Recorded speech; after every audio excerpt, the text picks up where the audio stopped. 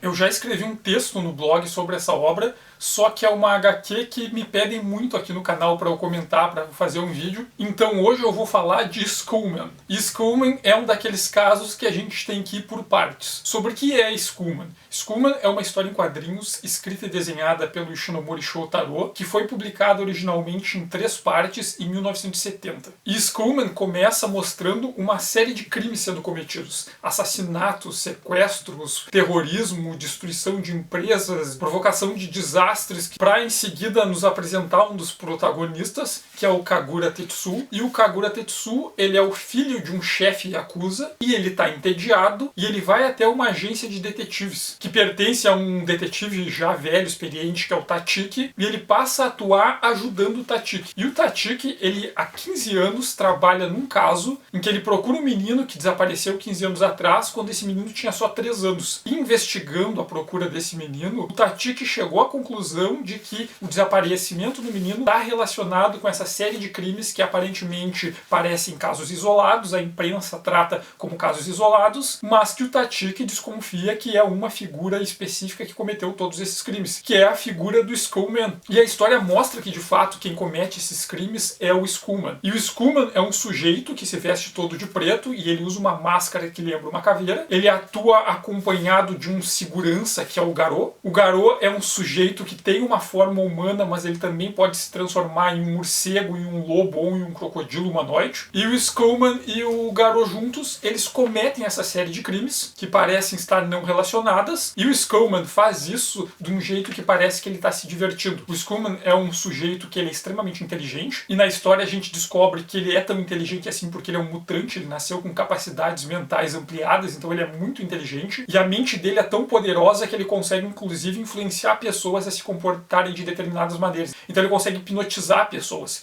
E ele também é bom com disfarces, então ele usa essas habilidades que ele tem para cometer essa série de crimes e desafiar o Tachiki. Enquanto ele comete esses crimes, que ninguém consegue perceber que foi ele, a imprensa, a polícia não conseguem relacionar ele com o crime, nem relacionar um crime com o outro, mas o Tachiki desconfia do Skullman, e o Skullman sabe disso e provoca o Tachiki. Então ele vai lá e desafia o Tachiki a prender ele antes que ele cometa alguns crimes, só pela satisfação de conseguir derrotar o Tachiki sendo mais inteligente que ele, conseguindo escapar. Só que no desenvolver da história, nós descobrimos que os crimes que o Skullman cometem, eles não são tão aleatórios assim. Todas as pessoas que ele visam matar, mas não todas as pessoas que ele mata, porque ele mata muitos inocentes no caminho enquanto está tentando assassinar o alvo dele, essas pessoas, todas elas estão envolvidas em algum tipo de corrupção. Uma atriz chantagista, um político corrupto, e todas essas pessoas que estão envolvidas em algum esquema de corrupção, os esquemas de corrupção de qual elas fazem parte, todos eles têm o mesmo líder. Então o que o Skullman está fazendo é tentando minar os esquemas criminosos de um grande chefe do crime organizado, que também é a pessoa que contratou o Tachiki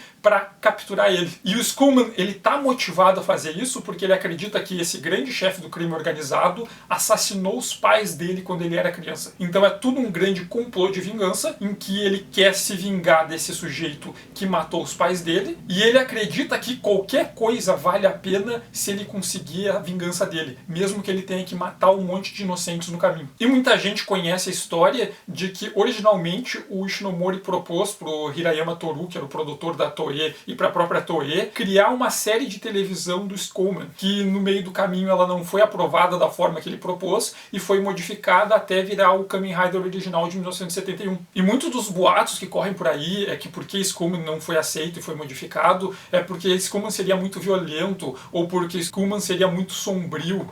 Só que para dizer que Skullman não virou série porque Skullman era muito violento e por isso virou Kamen Rider, o sujeito provavelmente não viu o Kamen Rider original de 1971, porque o Kamen Rider original de 1971 é uma onda de assassinatos. Tem pessoas decapitadas, pessoas envenenadas, pessoas dissolvidas com ácido, pessoas incendiadas até a morte, pessoas esmagadas, arremessadas do alto de prédios e de precipícios. Então tem várias formas diferentes de pessoas morrendo, inclusive ao longo da série tem muitas cenas de pais sendo assassinados na frente das crianças. Então tem muita criança órfã que viu a morte dos próprios pais em Kamen Rider, e geralmente quando a criança criança tem os pais assassinados na frente delas, a solução que eles dão no Kamen Rider não é um tratamento psicológico para as crianças, é colocar essa criança para trabalhar na patrulha dos jovens Riders. Então a criança passou por um trauma e agora é órfã, não tem o que fazer da vida e viu os próprios pais morrerem na frente delas. Vamos pegar essa criança e colocar ela numa organização paramilitar que usa trabalho infantil para combater um exército nazista formado por ciborgues assassinos e liderados pela personificação imortal do próprio mal. Kamen Rider explora mais o trabalho de crianças órfãs do que o Batman. E também dizer que Skullman foi transformado em Kamen Rider porque Skullman era muito sombrio, é só olhar o segundo episódio de Kamen Rider, aquele que o Komori Yotoko, o Homem-Morcego, ele transforma todas as pessoas de um prédio em vampiras. É um episódio todo feito com uma iluminação de muito contraste, num clima de terror feito para assustar as crianças mesmo. O problema com o Skullman é uma questão de moral. O Skullman, que acreditava que ele e o Garou eram sujeitos superiores por serem de uma espécie superior, então eles teriam direito de decidir o que é certo e o que não é melhor que os inferiores. Já o arqui-inimigo do Skullman pensava a mesma coisa, só que num ponto de vista oposto. Como ele era humano e o Skullman era só um Kaijin, então o Skullman não é um sujeito merecedor de direitos e tinha que ser exterminado, ele não deveria nem existir. E aqui é interessante pensar um pouco pela noção do Kaijin. O Kaijin é essa criatura que ela é monstruosa, mas ela é um monstro que em algum momento derivou de um ser humano, é um ser humano que foi modificado. Mas o Ishinomori costuma mostrar na obra dele uma diferenciação entre um Kaijin e um Kaizo Ningen. O Kaijin é a pessoa alterada e o Kaizo Ningen, o humano modificado artificialmente. Então o Ichimonji e o Hongo em Kamen Rider, eles eram Kaizo Ningen. E os agentes da Shocker, que também tinham sido modificados pelo mesmo processo, usando a mesma tecnologia usada para modificar o Hongo, eles não são Kaizo Ningens, eles são Kaijins. Então a diferença entre o Kaizo Ningen e o Kaijin é uma questão de ética, porque o Kaizo Ningen é esse sujeito que ele foi modificado, mas ele tem um desespero ainda por ser humano, ele queria ser humano apesar de não ser. O Kaijin é um sujeito que passou por esse processo de modificação, mas que de certa forma ele se aceita como modificado, ele foi transformado numa coisa que não é mais um humano e agora é uma arma, e ele tá de boa com isso, ele aceita ter essa natureza como arma e como objeto de destruição. E nesse ponto o Skullman é um Kaijin, ele é uma derivação do humano que tem habilidades diferenciadas ao mesmo tempo que ele deixa de ser um pouco humano ao ter essas habilidades, e ele aceita isso, ele aceita essa condição como não humana e tira proveito dela para alcançar seus objetivos, que é matar gente. E o problema para Skullman não virar uma série para crianças é o fato de apresentar para crianças um protagonista que ele não tem uma motivação heróica, ele tem uma motivação que é egoísta e que é destruidora, uma motivação cujo objetivo é destruir a sociedade japonesa. É isso que o Skullman alegava que queria fazer. E eu acho que tem duas leituras interessantes para se fazer do Skullman que vale a pena citar aqui no vídeo. Uma delas é pensar o Skullman a partir da noção do anti-herói. Só que pra gente falar no anti-herói, primeiro a gente tem que entender o que é o herói. E eu vou pensar aqui no conceito de herói a partir de um conceito originário de herói, vindo lá da cultura grega da antiguidade. Dava pra voltar mais e chegar até histórias como a do Gilgamesh, mas eu vou centrar aqui na ideia de herói grego da antiguidade, que é a que influenciou mais a cultura ocidental. E tem um autor que é o Hugo Francisco Balzac, ele é um helenista, que ele pensa os heróis dos mitos gregos a partir de dois pontos. Um deles é o herói como o sujeito que tem a capacidade de superar dificuldades, então o que alguns autores chamam de virtude competitiva. O herói é aquele indivíduo que ele consegue enfrentar qualquer obstáculo, qualquer desafio, e consegue se esforçar e superar esse obstáculo. E o outro ponto é o herói como um agente civilizador. A cultura grega clássica e arcaica, ela tratava muito de uma dualidade entre ordem e o caos. O que é ordenado, bem ordenado e, portanto, bom, e o que é caótico, aleatório e desorganizado é o que leva ao mal e ao que é ruim. E junto com isso, vinha uma visão de imaginar o homem como um agente capaz de organizar. O que é que distingue o humano dos outros animais? É que o humano tem uma maior capacidade de organizar os elementos presentes na natureza. A gente consegue pegar várias pedras, organizar elas da forma que elas virem uma estrada ou uma casa. E essa capacidade de organização é o que distinguiria os humanos e que daria para as pessoas a capacidade de criar coisas boas, de fazer do ambiente onde os sujeitos habitam um lugar melhor. Então a capacidade de civilizar, de de criar uma civilização, que os animais não conseguiam fazer porque eles não têm a capacidade com a mesma intensidade de organizar os elementos da natureza e organizar o mundo. E no extremo dessa oposição estaria de um lado o monstro, porque o monstro ele é uma coisa mais selvagem que o animal, ele é uma criatura que age baseado em puro caos, em aleatoriedade e destruição, e por isso ele provoca o mal, e por isso o monstro tem que ser destruído e derrotado. E no outro extremo nós temos o herói, que é aquele sujeito que tem a capacidade de civilizar. O herói vai lá, usa a sua capacidade de superar os desafios e organiza e civiliza. E se para isso ele tiver que lutar com o monstro e derrotar o monstro para fazer com que aquele lugar seja menos caótico, ele vai lá e vai fazer. Então o herói é esse sujeito que ele é um bom exemplo para os outros, que os outros olham e deveriam se espelhar nele, seguir o modelo dele, porque ele tem essa capacidade de superar os desafios, de superar as dificuldades e de organizar e civilizar o mundo. Mas às vezes o caos que o herói precisa enfrentar é tão grande que para ele lidar com esse caos ele tem que se tornar um pouco caótico, ele tem que abrir mão de um pouco da civilidade dele e se tornar um pouco selvagem para enfrentar essa selvageria. E um dos casos na iconografia grega, por exemplo, é o Heracles, porque a iconografia do Heracles ele costuma usar como arma não uma espada, que é uma arma de um sujeito civilizado, mas uma clava, um porrete, um tacape. E o tacape era visto como uma arma de bárbaros, é um instrumento do barbarismo. Só que os monstros que o Heracles tinha que lutar, eles eram tão terríveis que o Heracles precisava, às vezes, ser bárbaro e ser selvagem para lidar com eles. E o mérito do herói está justamente em conseguir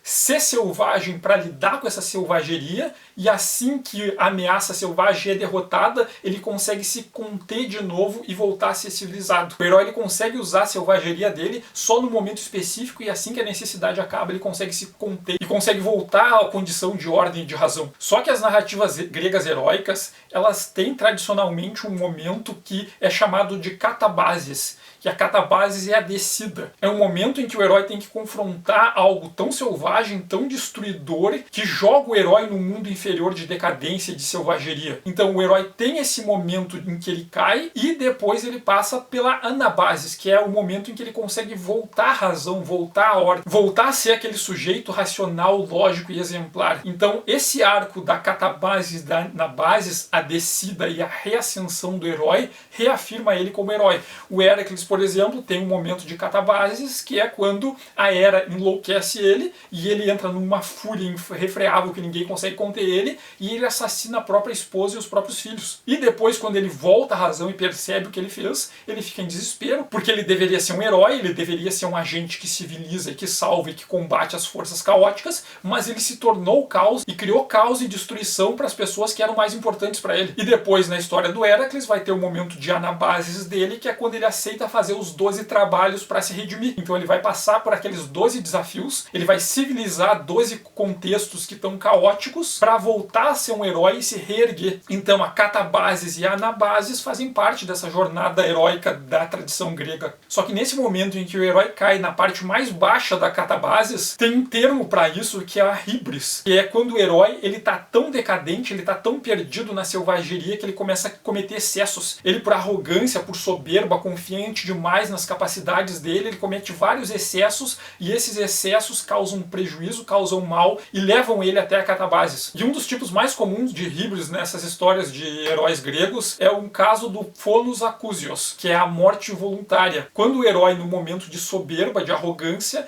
ele comete um erro e acaba causando a morte de um inocente. Que pode ser o caso do Heracles matando a própria família, pode ser o caso do Édipo matando o pai dele. Tem vários casos de heróis gregos que, em algum momento, eles, por um erro, por arrogância, acabam provocando a morte de um inocente. E o processo de anabasis deles é justamente superar o estado de hibris, superar esse estado de arrogância, de excessos, e se colocar na linha de novo para voltar a ser um herói. E daí a gente chega no ponto do anti-herói, porque uma das possibilidades da gente entender o que é o anti-herói é aquele herói que passa pela catabasis e nunca consegue passar pela anabasis. Então ele fica preso eternamente no estado de hibris, nesse estado de arrogância e de excessos, e que ele pode muitas vezes provocar mortes involuntárias. Vamos pensar pensar no Justiceiro da Marvel, por exemplo, que é aquele sujeito que teve a família dele assassinada, ele sente culpa por isso, então ele acha que porque ele sofreu um mal é justo que ele cometa excessos, só que ele nunca consegue superar esse estado de excessos, ele está sempre cometendo excessos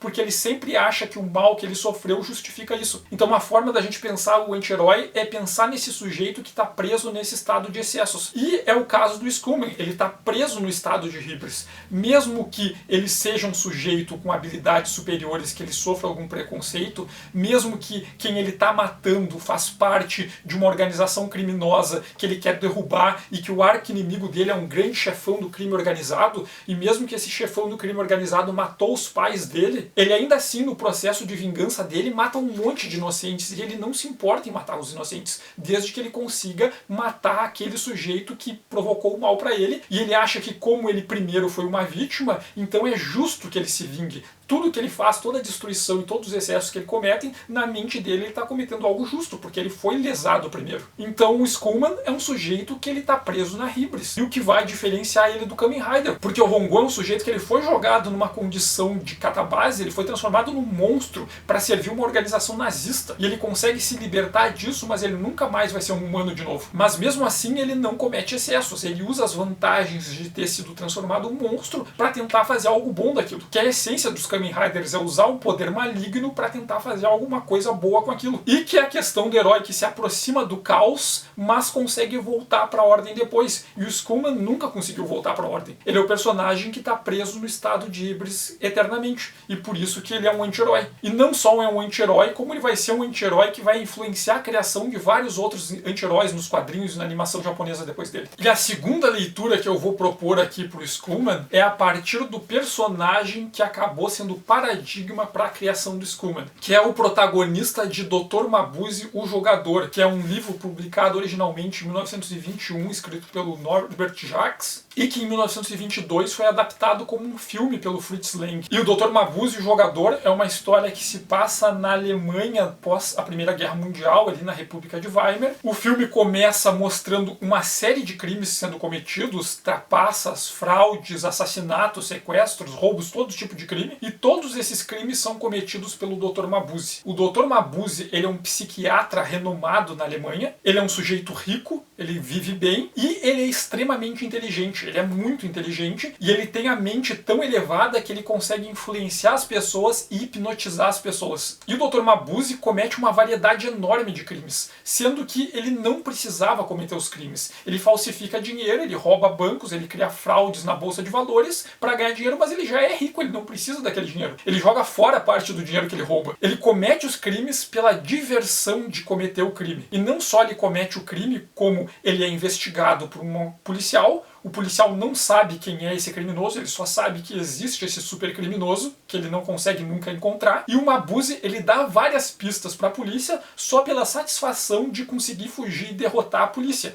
É o mesmo comportamento do Skullman. Alguém que é intelectualmente superior, que não precisava cometer crimes, mas que comete esses crimes pelo prazer dos crimes em si. E por poder provar que é mentalmente superior a qualquer outro adversário. E o Dr. Mabuse, tanto o livro e o filme, uma das questões que eles tratam é da Alemanha pós-Primeira Guerra Mundial. Vamos pensar na Alemanha, logo depois da guerra. A Alemanha tinha sido bastante destruída durante a guerra. Muitas das pessoas que sobreviveram perderam os amigos, perderam os parentes, cidades foram destruídas, pessoas perderam tudo que tinham. Então a Alemanha no pós-guerra, apesar de ser uma Alemanha que tinha entrado num período de paz, era uma Alemanha devastada, que as pessoas não tinham esperança, não tinham expectativa. Se criou a República de Weimar com a esperança de reconstruir a Alemanha, só que a República de Weimar não funcionou tão bem como se havia prometido. E ela tinha desemprego, de violência. Então as pessoas que viviam lá eram pessoas que tinham visto a devastação, que tinham perdido tudo, que tinham perdido as pessoas que eram importantes para ela, tinham visto a guerra, que não tinham esperança de melhorar e tinham visto tudo em volta acabar. Então era uma noção de que tudo poderia acabar a qualquer momento, as pessoas podem morrer a qualquer hora. Nada dura muito, as pessoas olham umas para as outras e pensam, amanhã tu pode estar morto, amanhã eu posso estar morto. E nesse estado de que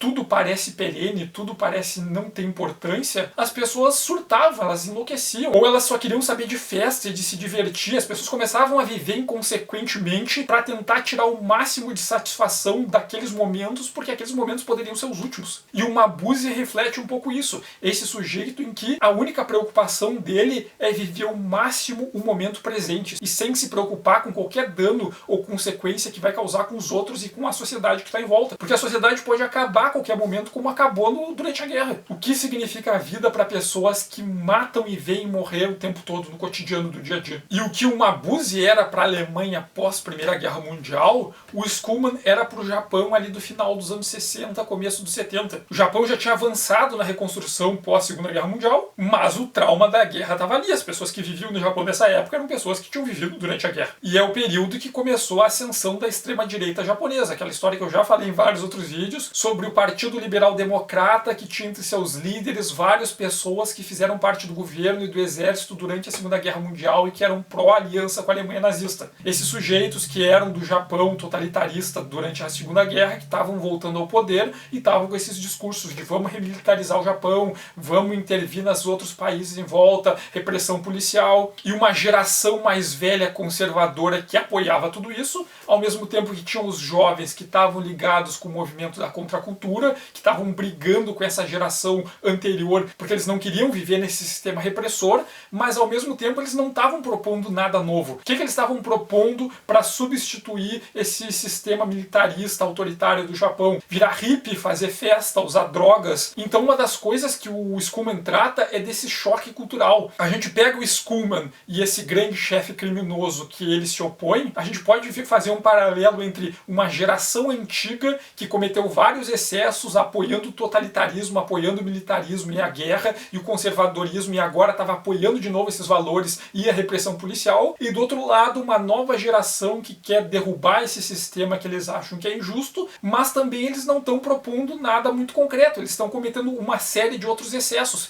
Então é os excessos de uma geração anterior contra os excessos de uma geração mais nova. Então Skullman é uma analogia para o choque das híbrides de duas gerações diferentes no Japão da virada dos anos 60 para os anos 70. E tá aí um dos méritos dessa história, não só por ela ser a origem do Kamen Rider, não só por ela ajudar a definir todo um imaginário de anti-herói nas histórias japonesas, mas também porque ela tá falando sobre o choque geracional do Japão na virada de 1969 para 1970. Só que a história de Skullman não acabou por aí, porque no meio da década de 1990, o Ishinomori fez uma proposta para o Shimamoto Kazuhiko. O Shimamoto já tinha trabalhado com o Ishimori Pro, ele produziu o capítulo extra para Kamen Rider Black do Ishinomori, que é uma pena não ter sido incluído na edição brasileira, e ele também em 1993 fez a adaptação em quadrinhos do filme Kamen Rider Zetou. E o Ishinomori convidou ele para fazer uma nova versão de Skullman. A proposta do Ishinomori era continuar a história do Skullman da onde ela tinha parado, o que aconteceu com o Skullman depois do final da história. E na época o Ishinomori ele já estava doente e ele não conseguia mais desenhar no mesmo ritmo que ele desenhava antes. Então o Shimamoto conta que o Ishinomori propôs uma história para ele, conversou sobre o que ele tinha em mente,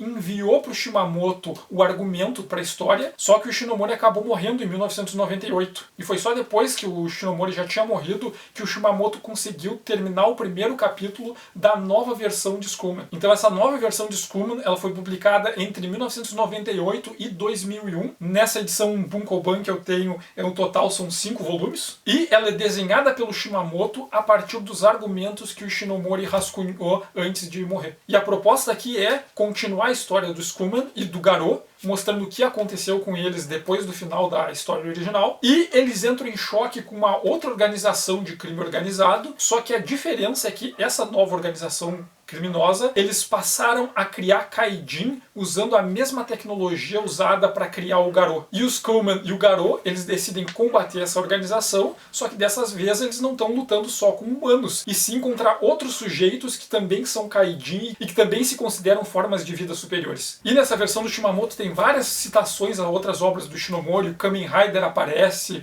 o Cyborg 009 aparece, mas nessa versão o Skullman acaba abraçando de vez essa função de anti-herói, porque ele se dedica a derrubar essa organização criminosa, porque eles são criminosos, então ele acha que é justo lutar contra essa organização criminosa, ele tem um motivo legítimo para isso, e também para destruir os outros Kaijins, porque ele acha que só ele pode existir como Kaijin, os Kaijins todos eles são uma ameaça, só ele é o único Kaijin que merece viver, então ele se considera uma forma de vida superior entre as outras formas de vida superior, mas para atingir esse objetivo que ele considera legítimo, ele vai destruir um monte de coisa no processo e vai matar um monte de gente. Então nessa versão o Skullman é mostrado mais diretamente como uma figura anti-heróica, como esse sujeito que, para combater a selvageria e o caos, ele teve que se tornar caótico e selvagem a um ponto em que ele nunca mais conseguiu voltar, ele se perdeu nos excessos e não tem mais condição de voltar. A catabases dele foi tão grande que ele não tem força para anabases e aceita isso, da forma como um Kaijin aceita sua condição como arma de destruição. Então essa versão do Ishinomori e do Shimamoto é uma grande história de anti-herói, como um sujeito, para derrotar essas forças caóticas, ele se afunda cada vez mais nesse caos, nessa selvageria, num caminho que não tem volta. Mas a construção do personagem não parou por aí, porque em 2007 foi produzida uma série de animação de Skullman. Um piloto que combina live action com animação CGI, seguido de uma série de animação 2D. E simultaneamente a essa animação que apresentava uma nova versão do Skullman, foi produzida uma versão em quadrinhos dela, que na edição encadernada resultou nesses 2 volumes também publicados em 2007, e que o encarregado de fazer essa adaptação em quadrinhos foi o Meimo. O Meimo, ele já tinha trabalhado também com algumas parcerias com o Ishimori Pro, porque antes ele tinha produzido a Kikaider Code 02, que é um remake de Jinzo Ningen Kikaider do Ishinomori. E essa versão do Skullman, ela não é uma continuação das 2 versões anteriores, ela é uma versão variante. A história se passa num mundo em que logo depois da Segunda Guerra Mundial houve uma guerra civil no Japão, e o Japão acabou se separando e depois se reunificando, mas essa reunificação ainda está em processo. E um repórter vai para uma cidadezinha no interior, onde ele vivia na juventude, porque ele ouviu histórias de pessoas sendo assassinadas por um sujeito usando uma máscara de caveira. E conforme ele vai investigando, ele descobre que as pessoas assassinadas não foram mortas aleatoriamente, elas estão envolvidas com uma grande indústria farmacêutica que está sediada nessa cidadezinha, e ele descobre que essa indústria farmacêutica, ela também promove experiências com humanos para criar formas de vida superiores, ao mesmo tempo que ela coordena uma nova religião. Então essa versão de Skullman vai misturar essa ideia do evolucionismo artificial dos Kaijins com questões religiosas. E o Skullman é um sujeito que está dedicado a matar as pessoas que fazem parte dessa religião megacorporação, porque ele acredita que essas pessoas fizeram uma coisa muito ruim para ele e continuam fazendo coisas muito ruins, e que por isso ele é legítimo para matar essas pessoas e destruir tudo que tiver envolvido a elas. Então, de novo, é uma história de vingança de alguém que se perde em excessos porque acha que, porque sofreu uma violência, tem direito a causar violência contra quem feriu ele, e azar de quem tiver em volta e de quem sofreu os danos colaterais. E essa versão de Skullman, ela vai misturar esses conceitos lá do Skullman original, essa disputa entre o humano e o Kaijin como esse sujeito que foi modificado e se aceita como modificação, e ela vai trabalhar isso com o conceito do Übermensch do Nietzsche, e com questões de pós-humanismo. Então tem um momento que os sujeitos vão discutir que esses novos Kaijins que surgiram dessas experiências da indústria farmacêutica, eles são formas de vida superiores. Então eles não têm que se limitar pela moral dos humanos, que são formas de vidas inferiores, que nem conseguem perceber o mundo de uma maneira tão qualificada quanto esses sujeitos superiores. Então cabe a essas formas de vida superiores, com intelecto superior, com capacidades superiores, proporem uma moral superior. E eles só devem se limitar a essa moral superior que eles mesmos criaram, e não a moral dos humanos, que é inferior e limitada. Então é legítimo que formas de vida superiores violem as regras da humanidade, porque a humanidade, como forma inferior, só vai criar regras limitadas e inferiores. E também ela abraça e intensifica essa noção da híbris. Tem um momento em que o Skullman alega que a única forma de se combater um grande mal é se tornando um mal ainda maior e mais forte. Então o grande arco narrativo do protagonista aqui, ele está diante de um grande mal e perceber que a única forma dele impedir esse grande mal é ele se corrompendo e se tornando uma coisa pior. É ele tendo que aceitar entrar voluntariamente numa catabasis que é sem fim, da qual ele nunca vai voltar. Então é uma catabasis que ao mesmo tempo é um tipo de sacrifício. E nesse processo de sacrifício, de entrar voluntariamente numa catabasis, o protagonista vai descer tanto, mas vai descer tanto, que em algum momento ele vai se confundir justamente com o maior mal que o Ishinomori já criou nas histórias dele. A personificação máxima de tudo que o Ishinomori via como errado. E ao mesmo tempo que essa versão de Skullman propõe uma releitura do personagem, ela também se apresenta como um prequel ao Cyborg 009 do Ishinomori. Os eventos que acontecem aqui, eles se passam antes do primeiro capítulo do Cyborg 009, se encaixando na história. Então eu recomendo que vocês leiam a versão de Skullman que vocês puderem ler, porque é um personagem extremamente rico e extremamente complexo, com o qual o Ishinomori conseguia dizer e discutir muitas coisas, mesmo com histórias curtas. Por hoje era isso, eu vou deixar na descrição do vídeo o link para o texto que eu escrevi lá no blog, caso alguém tenha interesse em dar mais uma olhada no assunto. Leia o Skullman, a versão que vocês puderem ler, porque vale a pena. Peço que quem assistiu até aqui e gostou, aperte no gostei no vídeo. Quem ainda não segue o canal, convido para seguir e receber as notificações dos novos vídeos. Quem tiver interesse pode acompanhar a Ilha Kaiju no Instagram e no Twitter, que lá eu faço comentários sobre assuntos diversos relacionados a quadrinhos e compartilho o material de algumas edições estranhas que eu acho. Quem quiser comentar, sinta-se à vontade para comentar. E obrigado e até o próximo vídeo.